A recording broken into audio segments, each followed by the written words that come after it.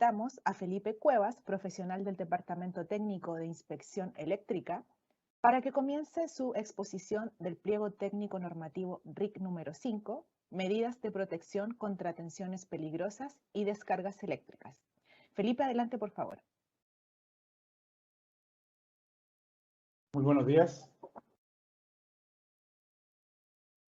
Bueno, damos comienzo ahora al segundo pliego, que corresponde a medidas contra tensiones peligrosas y descarga atmosférica.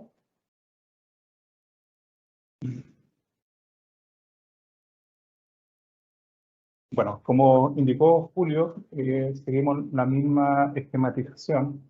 Ahora pasamos al RIC 5, que básicamente podríamos decir que la mayoría de las indicaciones estarían más o menos en esta área de este esquema eléctrico. ¿Qué vamos a ver hoy día? Básicamente vamos a tratar de mantener la misma estructura que tiene la norma. Por lo tanto, vamos a partir desde los objetivos y nos vamos a quedar acá un poco más, con más detención a los tres últimos puntos.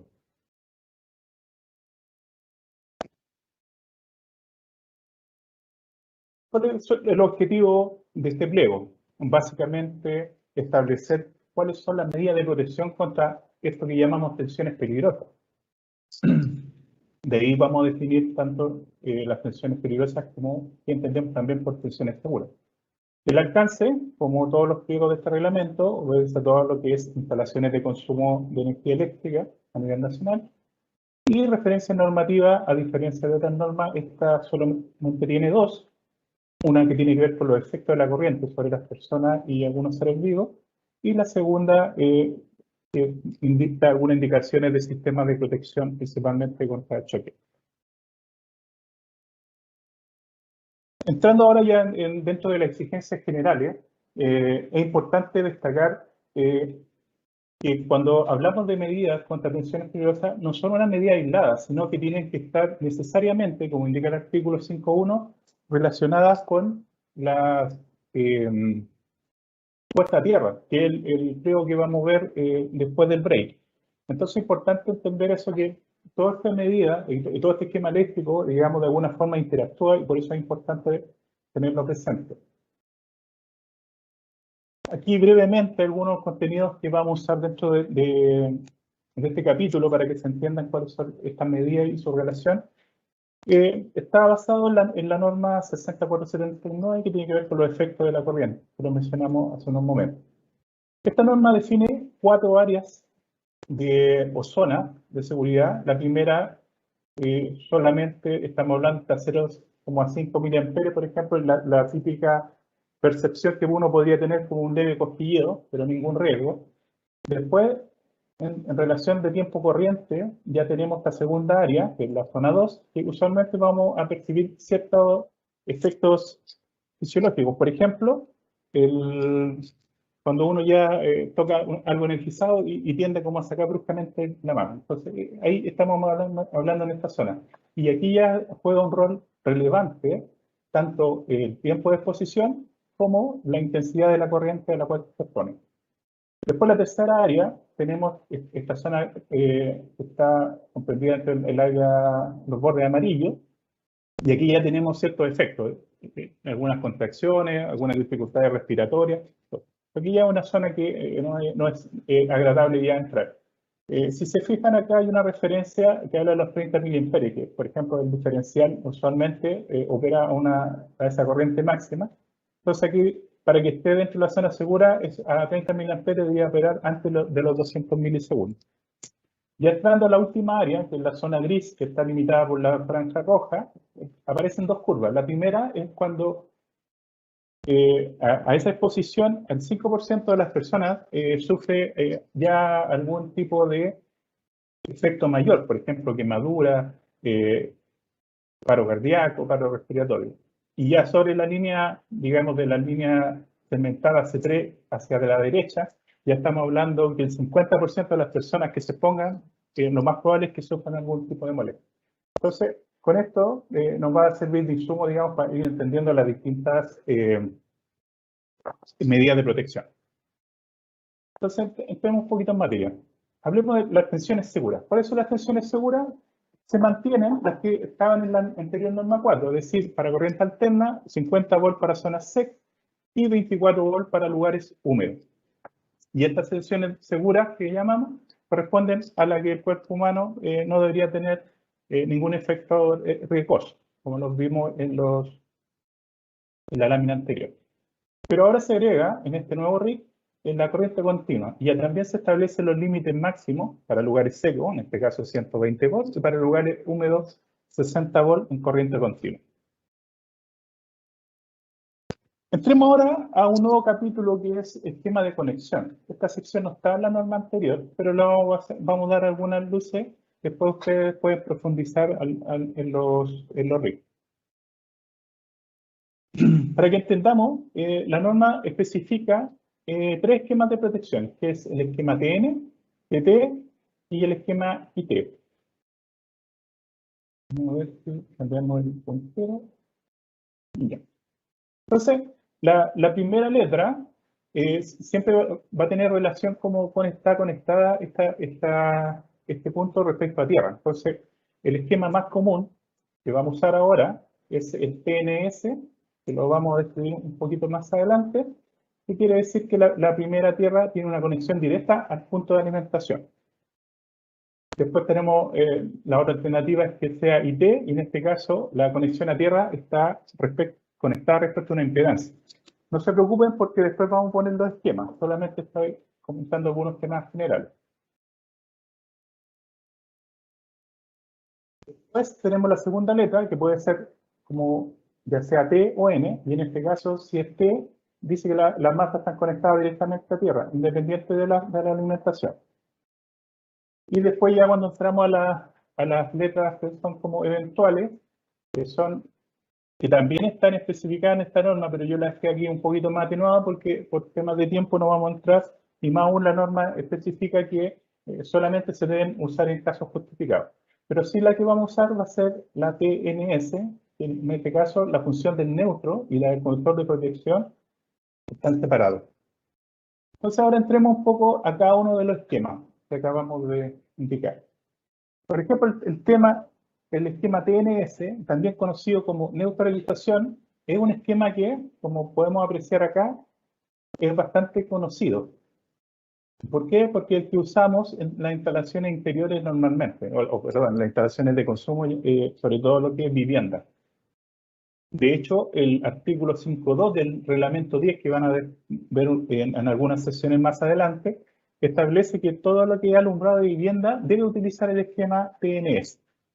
Y el esquema TNS, como lo conocemos, tenemos tanto el conductor neutro como el conductor de protección conectado a lo más próximo posible a la fuente, y acá el conductor de tierra conectado a la masa, que es la conexión que, como les digo, usamos frecuentemente.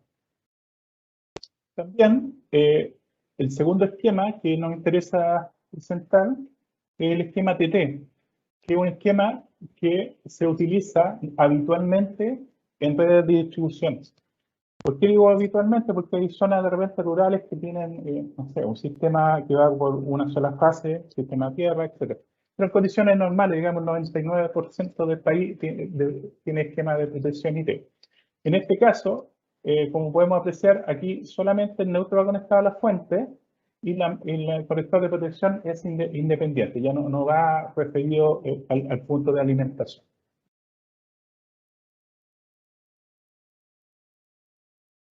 El último esquema que queremos comentar corresponde al esquema IT, y en este caso, aquí ya no tenemos ni el conductor neutro ni el de protección conectado a la fuente, y además tenemos la fuente a través de una impedancia, y el conductor de tierra, digamos, o de protección, se conecta directamente a las masas. Cuando se utiliza este esquema, en realidad no es obligatorio, excepto que la norma lo diga, es cuando, por ejemplo, requerimos alta disponibilidad y, por ejemplo, servicios vitales para pacientes enfermos, donde es mucho más prioritario que la persona no se le corte el suministro eléctrico a que haya alguna falla a masa bajo cierto umbral no debería ser riesgosa para los seres humanos. Y eso se monitorea a través de unos equipos especiales que lo vamos a ver cuando veamos el capítulo 11 de instalaciones especiales. No voy a entrar en detalle, pero aquí lo que hay que tener en consideración es que este esquema básicamente obedece a esa lógica, es decir, que la continuidad es prioritaria en relación a cualquier falla de baja intensidad respecto a masa. Ahora entrando ya a lo que es medidas de protección, tanto directa como indirecta, acá lo coloqué de forma esquemática. En esta norma se especifican las medidas de protección, la sección 7, y habla de 5 medidas de protección que las vamos a ir viendo una a una, pero espero que entendamos el esquema. Después tenemos en la sección 8, ya tenemos la medida de protección contra contacto indirecto, y la cual se separa en dos subcategorías, las clase A y las clase B. Las clase A también tenemos 5 categorías, también la vamos a ver una y una. Y finalmente la clase B, que tiene relación con dispositivo corte automático y va a depender del esquema de conexión que acabamos de comentar. Entonces, partamos de la medida contra contacto directo.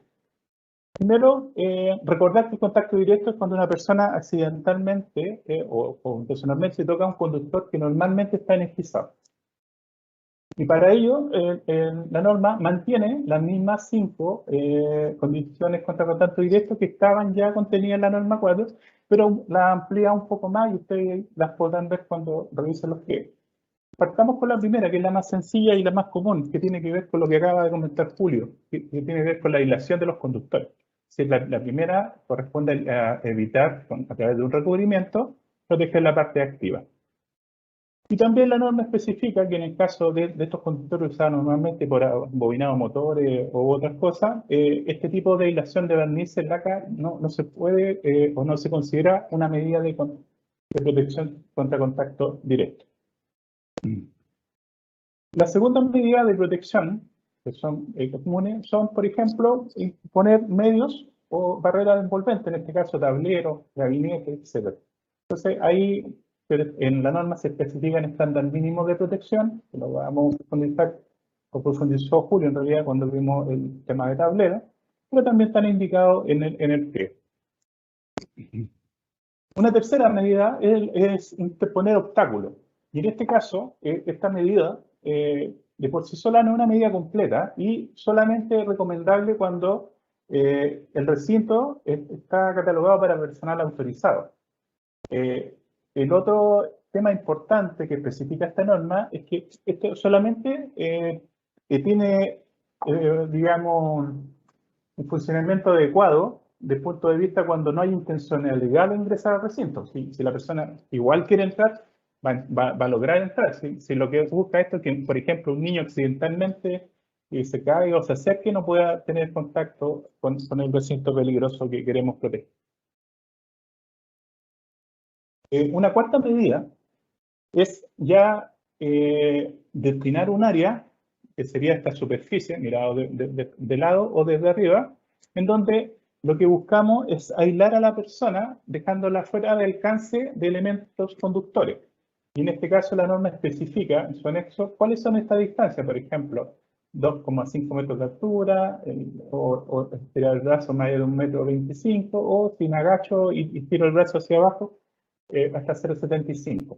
Serían los alcances normales de una persona promedio. Pero al igual que el caso anterior, esta medida solamente aplica si yo de forma fortuita, digamos, no tengo contacto, porque si yo me subo a una silla, también puedo tener acceso y tener contacto con los conductores, como se indicó en el caso anterior. Ahora, otro aspecto importante tiene que ver que en el caso que estos trabajadores o personal autorizado que puedan tener, por ejemplo, trabajen normalmente con elementos ya sea voluminosos o de gran longitud, estas medidas ya no son suficientes y se tienen que determinar en cada caso. La quinta medida ya obedece al uso de protectores diferenciales, que ya se masifican en este nuevo reglamento, y recordemos que el protector diferencial por sí solo no es una medida de protección. Pensemos en el caso que yo puedo instalar un protector diferencial, pero si no tengo el sistema de puesta a tierra, no va a tener mayor implicancia o no va a incrementar la seguridad para las personas. Y también se consideran o se reconocen cuando estos interruptores diferenciales no sobrepasan los 30 mA. ¿Se acuerdan cuando vimos la primera lámina? Claro, si yo sobrepaso más allá de los 30 mA, la verdad que no se puede considerar como una medida complementaria de protección. Así que, así de forma rápida, recordemos que ustedes después las pueden profundizar en los pliegos. Ahí tenemos las 5 medidas para contacto directo. Dentro del diferencial, cabe recordar que aquí puse una nota que dentro de la quinta medida, hoy día se utilizan otros dos protectores diferenciales. Actualmente el que normalmente utilizamos es el AC, es decir, para corriente residual alterna. Pero la norma hoy día especifica para ciertas aplicaciones que ya sea debo usar clase A, en este caso es residual y pulsante, o clase B, y ya cuando tiene interferencia componente armónica. Entonces, dependiendo del uso, hay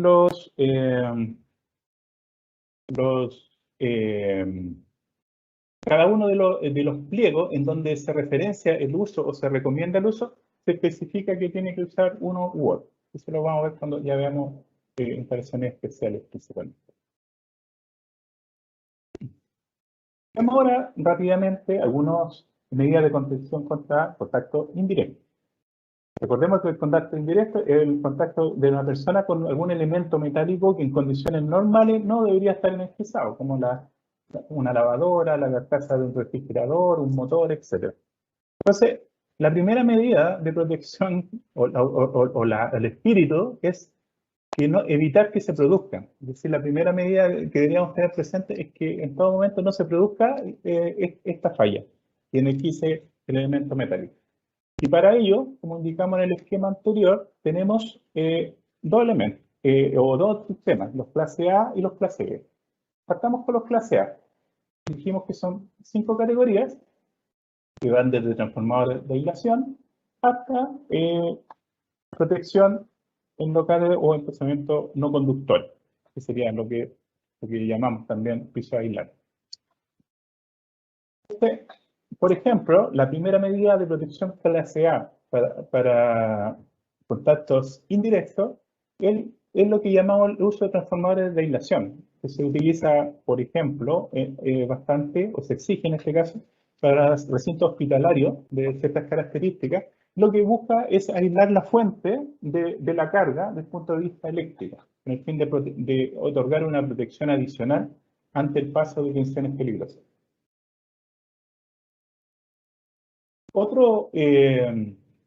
Una segunda medida de clase A se refiere a usar tensiones extra bajas o llamémoslos también como tensiones seguras.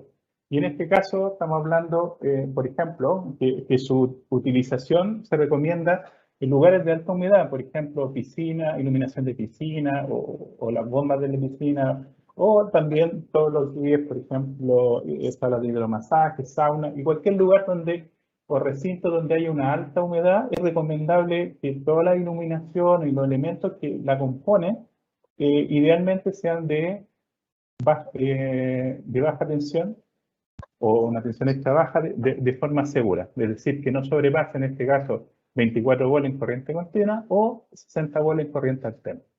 Perdón, otra vez. 24 volt en corriente alterna y no sobrepase tampoco 60 volt en corriente continua. Una tercera medida sería el empleo de aislación clase 2 o también conocido como doble aislación. La simbología la coloqué acá. Hoy día la mayoría o la gran mayoría, casi la totalidad de todo lo que es electrodoméstico, casero o incluso herramientas, ya son elementos que hoy día vienen por defecto con clase de doble aislación.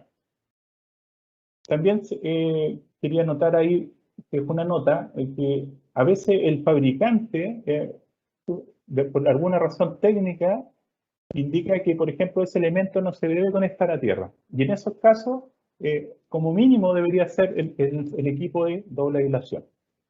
Así que esta medida también está bastante amplio su uso, digamos, acá en Chile.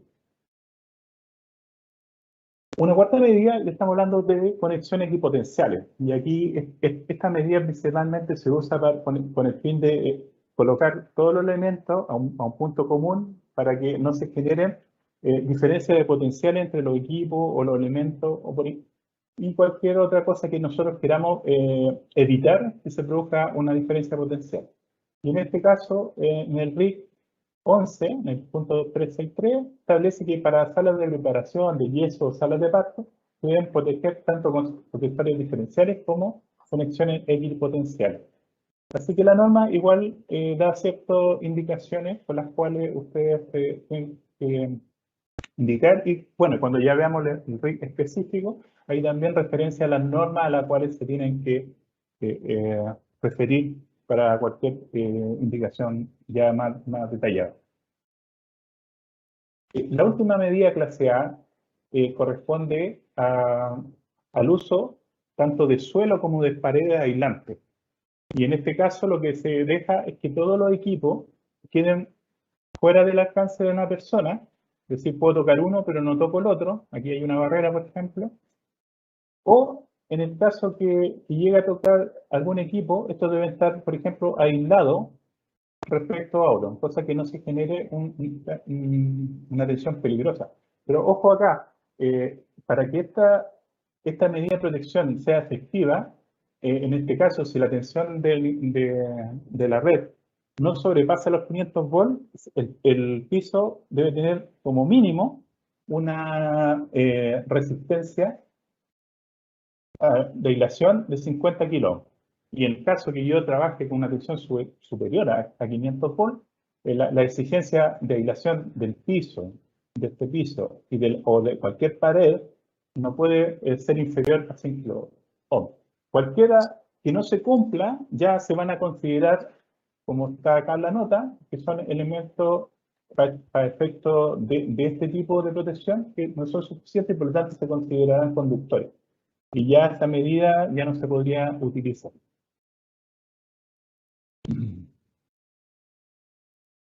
Ahora pasamos a las medidas clase B, recuerda que es la subcategoría, y aquí rápidamente vamos a referir algunos puntos porque las medidas clase B corresponden al uso de protección automática, ya sean fusibles, diferenciales, termomagnéticos, pero hay ciertas características que tienen que cumplir estas protecciones, recuerdo al tipo de esquema. Por eso también explicamos los esquemas hace unos momentos. Entonces, veamos rápidamente, por ejemplo, para el caso TNS, que es bastante utilizado acá en Chile.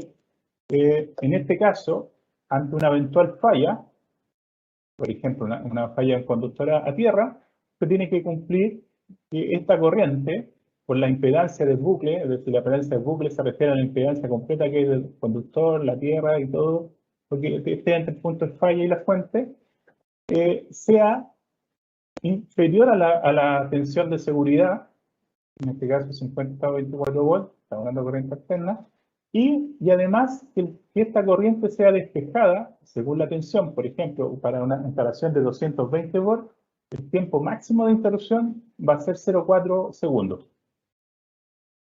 Y en el caso de 380, 0,2 segundos. Entonces, cuando ustedes ingresen al PEGO, hay muchas más especificaciones, pero acá lo que quería decir es que básicamente cada uno de los esquemas va a tener ciertos requisitos que se deben cumplir. En el caso del esquema TT, similar al anterior, entonces si hay una falla acá, se tiene que evitar que esta relación de resistencia, que como dice que el del bucle, es decir, toda la suma de resistencia que haya desde el punto de falla, digamos la resistencia del conductor más la resistencia de puesta a tierra, multiplicada por esta corriente de falla, siempre debe ser menor o igual a la tensión de límite de seguridad. Entonces, siempre el diseño tiene que garantizar al menos eso. Y la última medida de protección contra contactos indirectos. La CB es para el esquema IT. Recordemos que el esquema IT era el esquema que tenía la prueba de protección separada y la fuente además tenía una impedancia para limitar la corriente de rayo. ¿Por qué? Porque acá lo que se busca es garantizar la continuidad del suministro por sobre algunos puntos de seguridad. Pero ojo, no estamos exponiendo a las personas a un riesgo, sino que son fallas de aislación de cierto nivel que consideramos tolerables y que estarían bajo el umbral del límite de seguridad. Por lo tanto, cuando ustedes después entren al pliego, van a encontrar muchas de estas medidas y cada uno, según el tipo de conexión, les va a entregar tablas de tiempo, como la primera que vimos, y algunos requisitos especiales, como en cuándo tengo que usar protecciones diferenciales y de qué magnitud, y también cuándo tengo que usar, puedo usar, por ejemplo, automático o fusible. Así que lo invito también a revisar la norma y recuerden que cualquier consulta relacionada o alguna duda de interpretación, ustedes pueden hacer la consulta a través de la página web de esta superintendencia. Así que con eso, digamos, le damos término a esta primera parte de la exposición y volvemos con María Isabel y agradezco mucho su audiencia. Nos vemos.